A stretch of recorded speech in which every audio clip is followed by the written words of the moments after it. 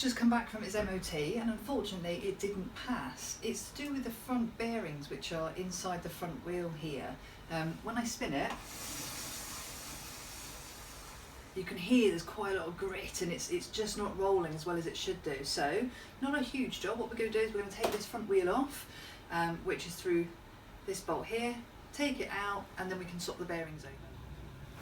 To get the front wheel off is nice and straightforward. We've got number 12 socket, which is going to go onto here. And what we're going to do is loosen these two bolts, which is going to take the caliper off, which is going to take it off from this brake here. We're going to do the same on both sides. We're then going to loosen here, again same 12 socket, and then we're going to take out the middle axle here, which is a 17 socket.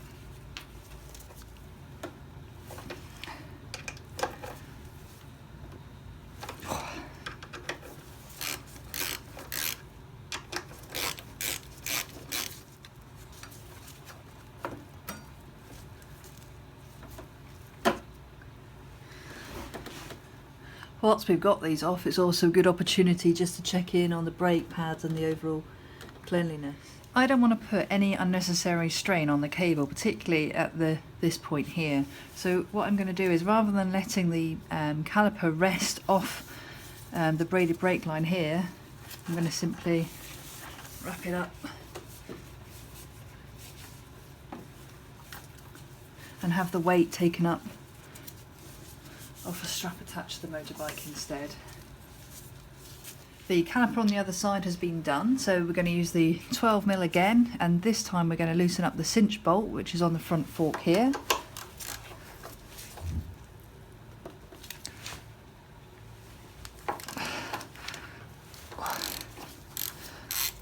That's it, just loosen that off a bit. Okay. And then here comes the 17mm for the main axle.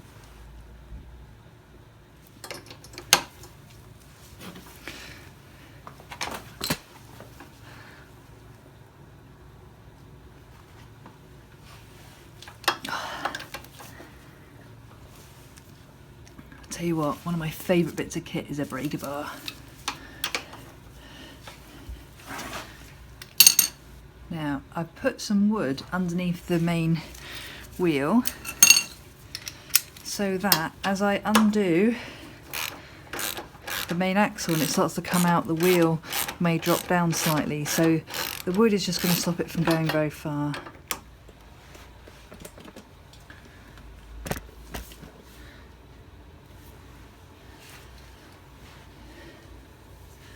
Bringing the camera around from this angle here, you can see the wood that I've put underneath the wheel. You can also see where the axle is unscrewing from here.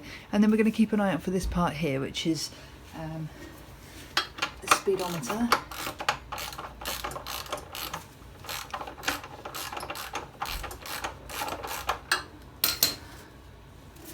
Now on this side, I'm just literally pulling the axle out, which just come out in one long. And as I mentioned, the wood then has stopped the wheel from falling down, and I can carefully... Here we've got a 10mm bolt just going to loosen up. What that will mean then is, with that loose, we can then move the speedo cable out of the way. To make sure that we're really careful of the speed reader here, making particular care of the rotor inside. Basically it's got 4 individual pins, because it's quite common for those to get broken if not very careful. And what we're going to do is we're going to hold it together, we're going to take the wheel out, and then we're going to remove it, and then it should, hopefully, the wheel will be free. Right, when I went to take the wheel off, the wheel did slip through a little bit. And here, this is the speed sensor, which fits on the inside here, and you'll see that within this rotor there should be 4 distinct 1, 2, 3, 4 pins. Now when I took this off, I did manage to snap one of them, which is the one that's just here, although this one is nowhere to be seen, so I suspect the person that had it beforehand may have been running with only 3 of them. Effectively what this does is this is the part that rotates. These 4 lugs fit inside the wheel and tell it how fast the bike is going. Now that I'm down to 2, I have read on some of the forums that some people are super gluing them. Not massively convinced, so I'm going to be looking to replace this inside bit here, which, having a look online, should cost me about 25 quid. This is the front wheel that's off, and I've rested it up against, well actually I've rested it up against Fran's bike so that it isn't laying down on the ground. And here you can see the castellations, which is where the speed sensor would fit into. And like I say, at the moment it's only got 2 of those lugs, so I'm going to need to look into replacing that rotor on there as well. But what is great is you can actually see now that the bearing is exposed. So this is one bearing here, there's another one on the other side, and in between them is a little metal tube which just simply moves between. Now that metal tube isn't connected in any way, all it does is literally provides the spacing between the bearings. So you see this middle part here. Well, the idea behind it is this, inside this part here you've got the bearings, the grease, you've got the outer rim, and you've got the inner one as well. So this is free rolling. So when we go to put the wheels back together and we've got the wheel in its place, we've got the axle running right the way through it, we've then got the speedo on one side, and then we start tightening up the axle nut on the other.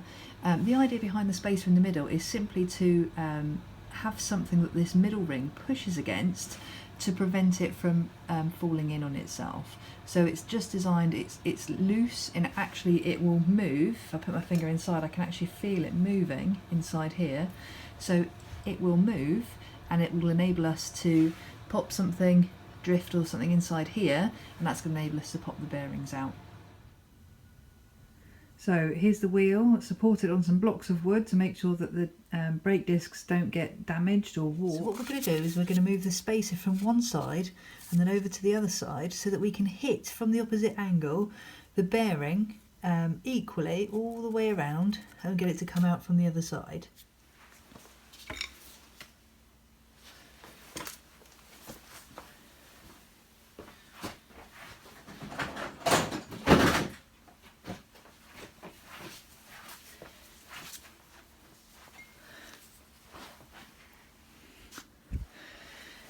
The ideal thing here would be to use a metal drift to tap out the bearings, but in the absence of that I'm going to use an old screwdriver. It needs to be an old one because when you start hitting these things with a hammer it tends to reduce their shelf life rather dramatically. So all I'm going to do is move, and I can see the spacer moving over to one side, give it a quick tap, and then move over to the other side. And then I'm going to move the spacer right the way around the bearing so that I can get in and start tapping that out.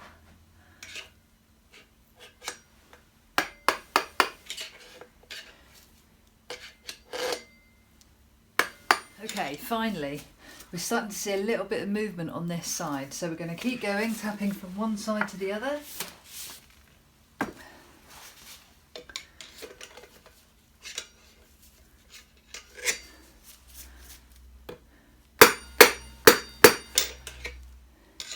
Again, just as we've been doing all the way through, one side then the other side then the other side, because we want the bearing to come out reasonably flat and square. And there it is. So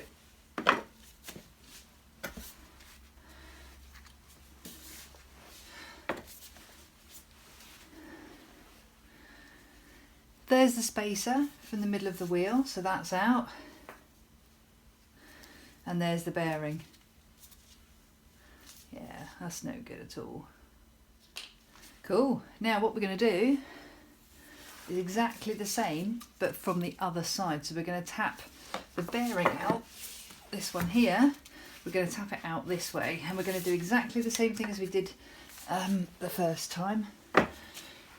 However, there is no spacer in the middle now, there's no hole there, so all we've got to do is just make sure that we keep tapping it from opposite sides, round and round, to make sure that we don't cause any, we want it to come out fairly flat.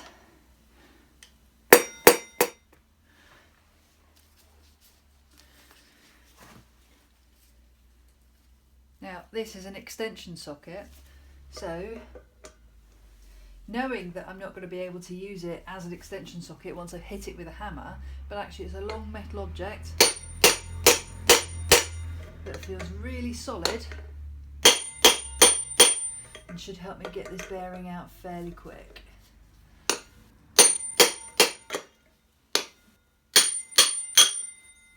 Ow!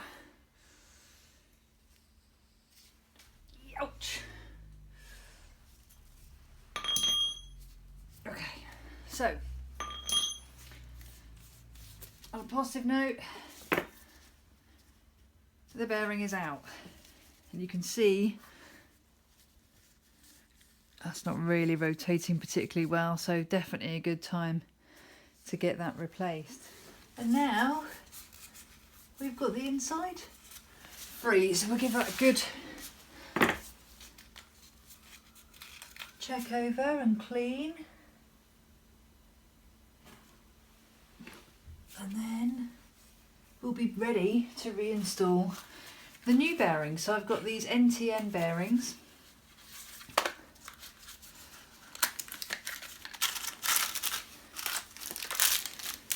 And they are going to fit in the old spot there. So let's get those installed. Here I took the plastic cover off the bearing so you can see inside it. So you can see that this outer rim is the bit that's going to sit firmly against here. And the reason that that's such a tight fit is you really don't want that to move anywhere. The ball bearings inside here, which have got lots of grease in them to help lubricate them up, and it's that middle ring that rotates, and that's what enables the front axle to spin. So we've got the new bearing ready to be installed, and what's going to be really important, and I can use the old one to explain and show you for how, it's really important not to install it by hitting this middle ring, because if you do, all you're going to do is offset it. What you want to do is hit it via the outer ring. So there's a couple of ways you can do this. You can either use the right size socket, although again hitting tools with hammers doesn't usually prolong their lifespan, or you can use one of the old bearings, which as you can see fits perfectly on top, and you can hit that down and then that puts that bearing in nice and square. Just like we did before, we're going to tap it round the sides all the way around the edges so that it goes in square, because if we hit it too hard on one side and it goes in like that, it's going to get wedged. So we're going to put a little bit of grease on the outside just to help get it in there, and we're getting there. Right, pop that in.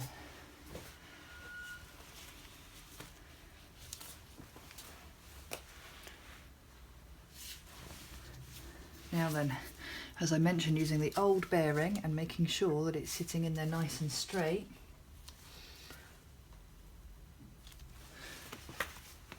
And we're just going to take it slow, because like I say, I want it to go in nice and evenly.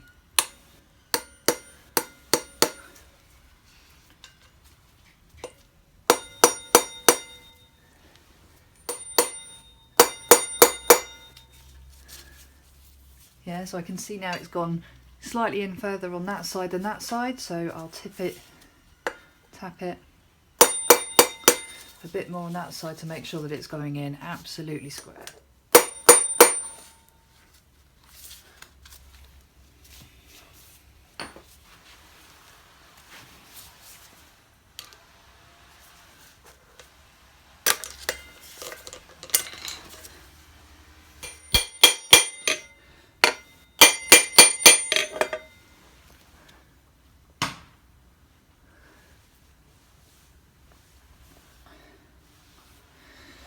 Okay, I'm nearly in now.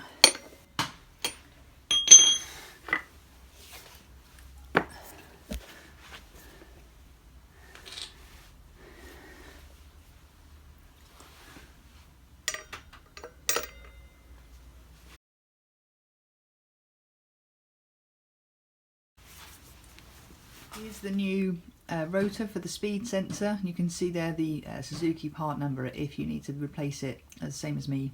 So I'm going to put some wooden blocks down to help support the wheel up.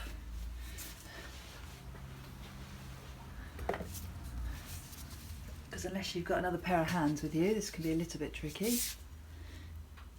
So here we've got the speed sensor. We're going to put the rotor nicely greased up back into it, and then it's really important we line these 4 lugs up with the wheel.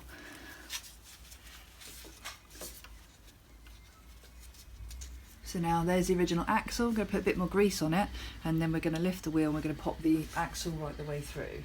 Okay, so on the other side, before we put the axle in, we've also got to remember there's a spacer to go in there, so it doesn't rattle around. The axle should go through fairly simply if the wheel is aligned correctly. Cool.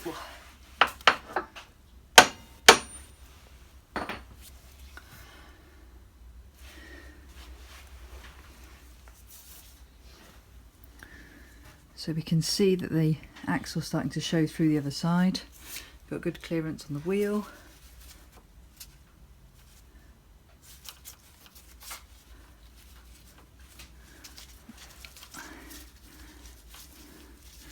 And we will just retighten that cable holder there as well.